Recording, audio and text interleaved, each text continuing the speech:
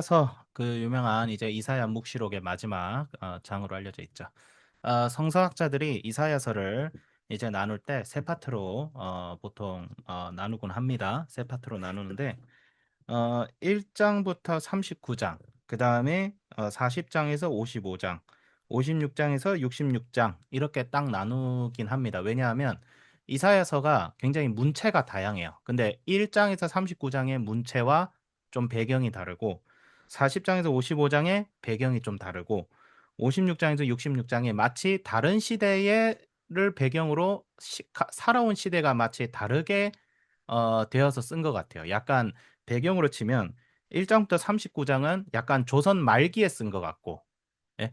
그 다음에 40장에서 55장은 일제시대 때 쓴 것 같고, 그리고 56장에서 66장은 마치 일제로부터 해방되고 6.25 전쟁을 막 경험한 이후에 쓴 것 같은 성격이 있어요. 그래서 성서학자들이 이거 이사야가 다 쓴 게 아니라 어 다른 저자가 있는 거 아니냐 막 이렇게 해가지고 아니 이사야가 썼는데 이 자유주의 신학자라면서 막 싸운 게 100년 전에 유명한 신학 논쟁이 사실 있었어요.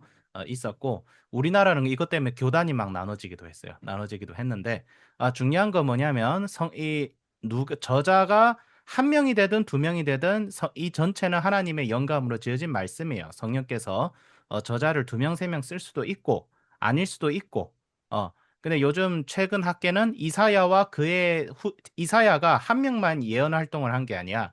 이사야의 아내도 선지자였다라는 기록이 있어요. 실제로 이사야 아내도 같은 선지자였대요. 하나님의 말씀을 전하는. 그리고 이사야가 한 명만 활동한 게 아니라 제자들이 많았어요. 이사야가. 그래서 이사야의 뜻을 계승한 제자들이 후대를 이어가면서 하나님의 말씀의 그 계시를 받아서 써서 완성이 된 게 아니냐라는 어떤 학계의 설이 있는데 중요한 건 우리가 무슨 여기서 뭐 성서학 강의를 하는 게 아니고 우리는 그냥 하나님의 말씀으로 은혜를 받고 적용을 하면 되는 거니까 그냥 그런 게 있는갑다라고만 그냥 생각을 해주시면 됩니다. 중요한 거는 이 세 파트를 구별하면 뭐가 보이냐면 결국 하나님께서는 뭐예요? 자기 백성을 구원하시고 자기 백성을 통하여 하나님의 나라를 이 땅에 세워 나가시는 공의와 정의와 더 나아가서 사랑의 하나님이시다. 그래서 우리가 기억해야 될 것은 저희가 특히 저도 그렇고 하나님께서 약간 이사야서에서 처음에 보면 약간 무섭게 나옵니다. 막 무섭게 나와서 너 잘못했지? 내가 너 친다 막 그렇게 보이는데 여기서는 어떤 모습이 나와요? 하나님께서 치시지만 뭐와 같이 치시는 거예요? 자기 백성을 대적하였던 하나님의 원수된 자들을 치심같이 치지는 않으신다라는 거죠. 2절에 보면 그날에 너희는 아름다운 포도원을 두고 노래를 부를지어다 여호와는 포도원 지기가 되며 때로는 물을 주며 그래서 포도원 지기가 된다. 전 이게 굉장히 흥미로웠던 게 뭐냐면 이사야서 5장에 보면 이 들포도를 맺은 불의한 포도원을 이스라엘에 비유하면서 내가 너 싹 다 갈아빈다 막 이러면서 엄청 화를 내시잖아요. 내가 상급 포도를 맺으려고 니들을 그렇게 거름 주고 물 줬더니 니들 들포도를 맺어 내가 니를 싹 다 갈아버린다. 확 무슨 과수원 갈아버리듯이. 근데 여기서는 내가 너희들을 끝까지 지킨다. 하나님께서 왜 이렇게 이 감정이 이렇게 왔다리 갔다리 하시? 이제 이게 좀 불경한가? 근데 그래 하나님께서는 그래서 하나님께서 이걸 통해서 우리에게 보여주고자 하시는 바는 하나님은 공의의 하나님이시지만 자비로우시고 은혜로우신 하나님이시다. 그래서 하나님께서는 자기를 뭐라고 소개하지만 자기를 질투하는 신이라고 하지만 또 뭐라고 하세요? 하나님은 노하기를 더디하시고 그러니까 노하지 않으시는 하나님이 아니에요. 하지만 노하기를 더디하시고 하지만 은혜가 한량없으신 하나님이시고 진노하시지만 자기 백성이 회개하고 돌아올 때 하나님께서는 바로 그 진노를 그치시는 하나님이시다라는 것을 우리가 기억하면서 선지서를 읽어야 됩니다. 이걸 잘못 읽으니까 구약의 하나님은 별로 저게 악한 하나님이고 신약의 하나님은 선한 하나님이야. 이게 고대 2000년 전에 마르키온이라는 이단이 있었어요. 그래가지고 우리 교부이신 어거스틴과 그 많은 교부들이 박살을 냈죠. 어딜 이단을 들어와가지고 구약의 하나님 악하고 신약의 하나님은 선하고 그렇지 않아요. 둘 다 선하신 동일하신 하나님이야. 하지만 우리도 희노애락이 있듯이 하나님도 희노애락이 있으신 분이세요.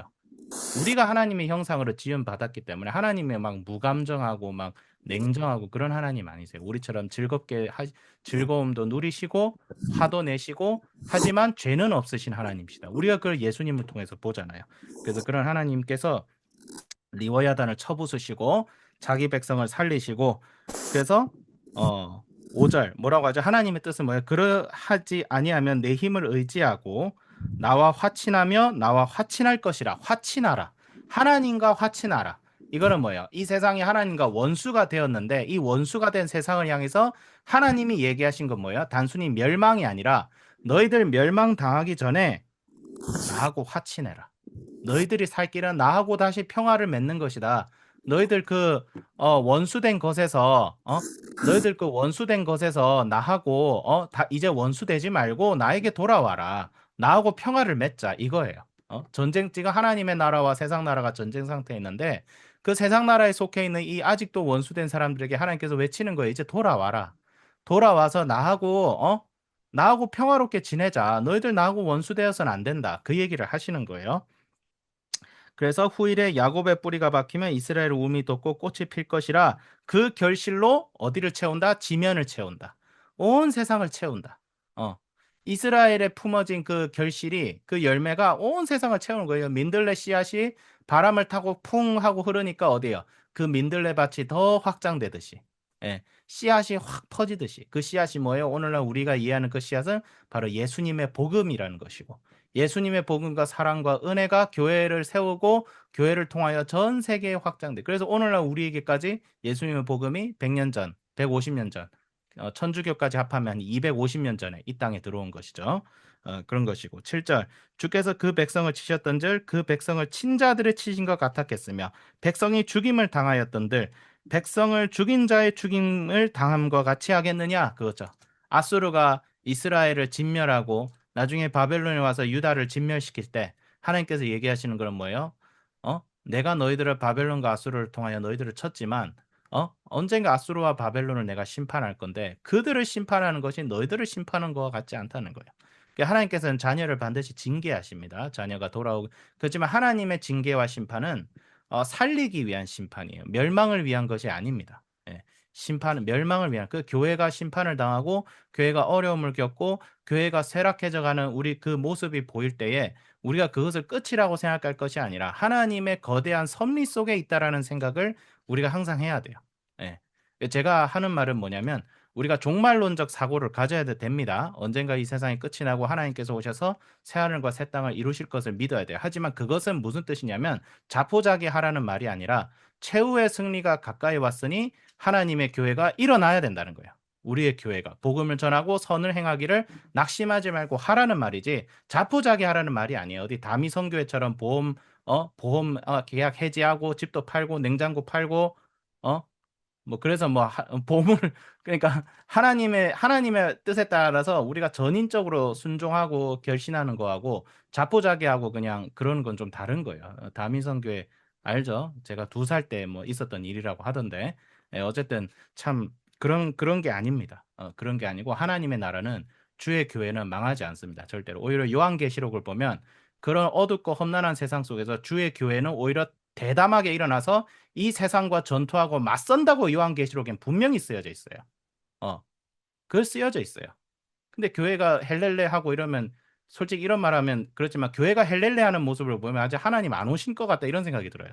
요한계시록에는 세상은 더욱 악해지지만 그래서 교회가 하나님의 충성된 군사로서 더욱 단호하게 일어선다고 되어 있거든요.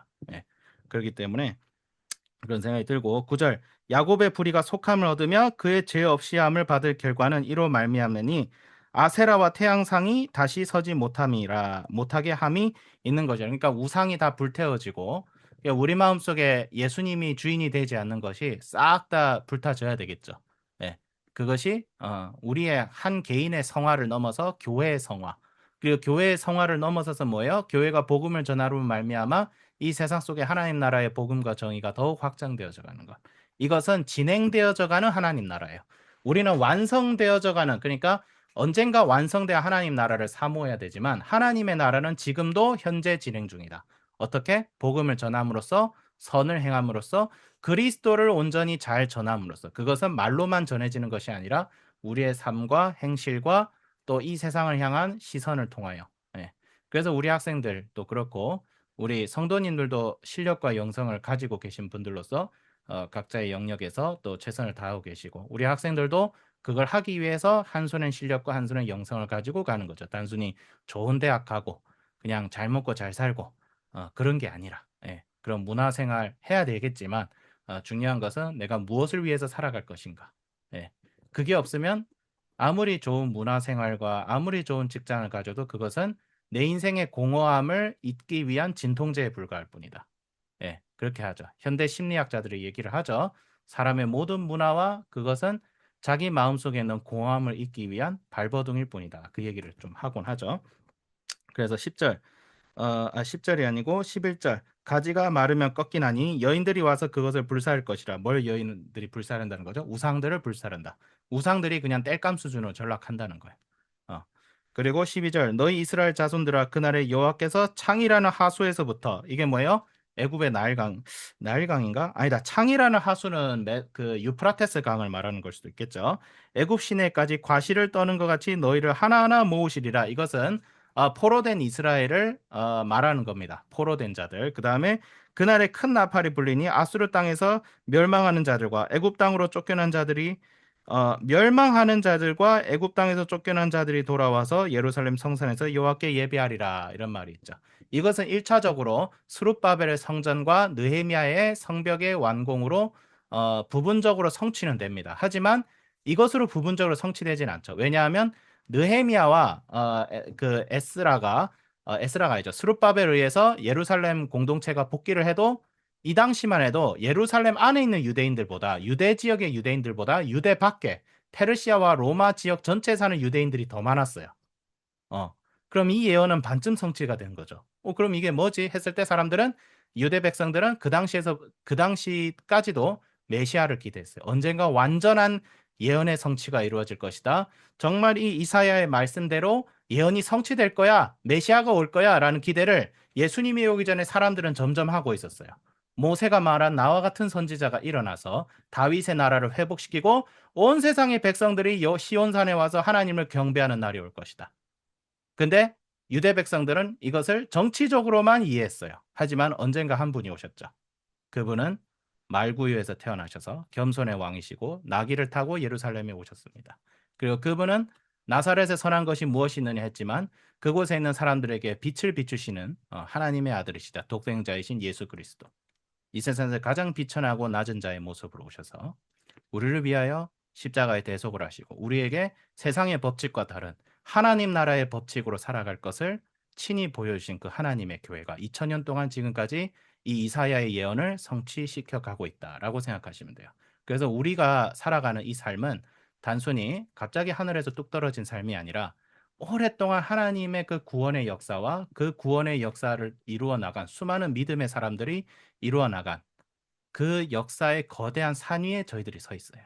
그러면 우리는 그 터 위에서 어떻게 살아갈 것인가? 왜냐하면 우리가 살아간 그 레거시가 훗날 우리의 후대들이 살아갈 그 레거시의 삶의 토양이 될 것입니다. 그랬을 때 우리는 어떻게 살아갈 것인가? 저는 그게 참 고민이 돼요. 오늘 광복절이잖아요. 그렇죠? 그 당시 일제시대 때 믿음의 자유도 없고 억압된 물론 조선 말기 때보다는 좀 나았다라고 분석하시는 분들도 있지만 어찌됐든 간에 일제시대 그 암흑시대 속에서 저는 그 도산 안창호 선생님 그 하와 그 독립도 보지 못하고 돌아가신 그분의 유언을 보면 참 마음이 아파요. 굉장히 마음이 아파요. 그분들은 정말 소망 없이 살았어요. 일본한테 우리나라가 독립된다? 그거는 꿈도 못 꾸는 소리였어요. 언제 독립되겠어요? 이 식민지 지배 당하면 보통 100년, 200년 가요. 그럼 그분들이 봤을 때는 자기가 살아생전엔 독립이 되겠다는 생각을 할 수가 없었어요. 독립 갑자기 된 거잖아요. 그랬을 때 도대체 이분들은 어떤 소망을 가지고 살아갔을까? 그 생각을 해봐요. 그분들도 내 생애에는 그런 일들이 일어나지 않겠지만 내 후세대를 위해서라도 나라가 언젠가 이 땅에 자유롭게 하나님을 경배하는 나라가 나올 것이다. 라는 것을 고백하면서 태양 잡신이나 섬기는 쟤들 밑에서 우리가 굴복하지만 언젠가는 하나님을 섬기는 백성이 나올 것이다. 라는 것을 갈급하면서 독립운동을 하셨던 그분들을 생각하면서 우리도 지금 그런 마음을 가지고 이 땅을 살아가야겠다. 이 시대를 살아가야겠다라고 생각을 해봤습니다. 자, 기도하겠습니다. 거룩하신 하나님 아버지 감사합니다. 우리가 예수님을 더욱 사랑하고 예수님을 더욱 의지하는 저희들 되게 하여 주옵소서. 감사드리며 예수님의 이름으로 기도드립니다. 아멘.